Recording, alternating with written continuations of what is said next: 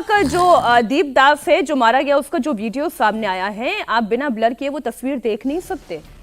Video में जिहादियों की भीड़ दीपू दास को फैक्ट्री के अंदर घुसकर खींच कर लेकर आती है, फिर बेरहमी के साथ उनकी हत्या की जाती है। ये लगातार सोशल मीडिया पर तो सर्कुलेट हो रही होंगी तस्वीरें, लेकिन हमारे नियम ये नहीं कहते कि हम एकदम खुले में हर तस्वीर आपके सामने रख दें। हम ब्लर इमेज आपके सामने रख रहे हैं, लेकिन आप जरा उसका अंदाजा लगाएं। मीनाक्षी, एक अच्छा संकेत ये था कि ढाका में लोगों ने सत्या खिलाफ प्रदर्शन भी किया।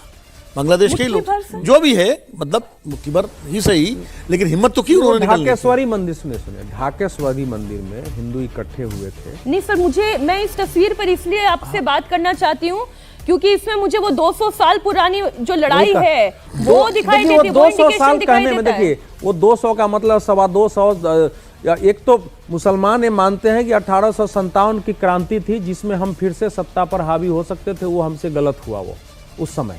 और वो लड़ाई वहां से थी कि भाई 1757 में प्लासी का, देखो भारत की जो गुलामी शुरू हुई है वो बंगाल से हुआ है। प्लासी का युद्ध बंगाल में हुआ था, हारे जो, तो वहां से वो हारे हैं। तो उनका कहना है कि हमारी वहां से लड़ाई थी, एक तो इस्लामी देश हमारा था ही था, और बंगाल के अंदर था। उस समय राजधानी कोलकाता थी, उस समय की राजधानी दिल्ली नहीं थी।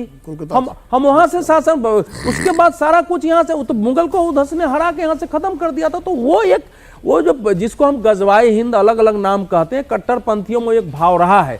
और देश को याद दिलाने की जरूरत है कि मुस्लिम लीग की स्थापना 1907 में ढाका में ही हुआ था।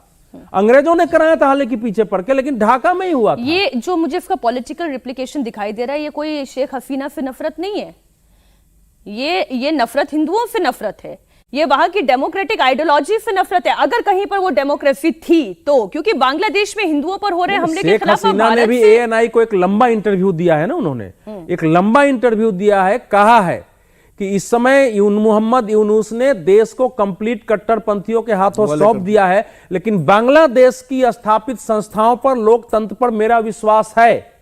जब ये दौर समाप्त होगा तो वहां न्याय भी होगा और भारत के साथ संबंध अच्छे होंगे।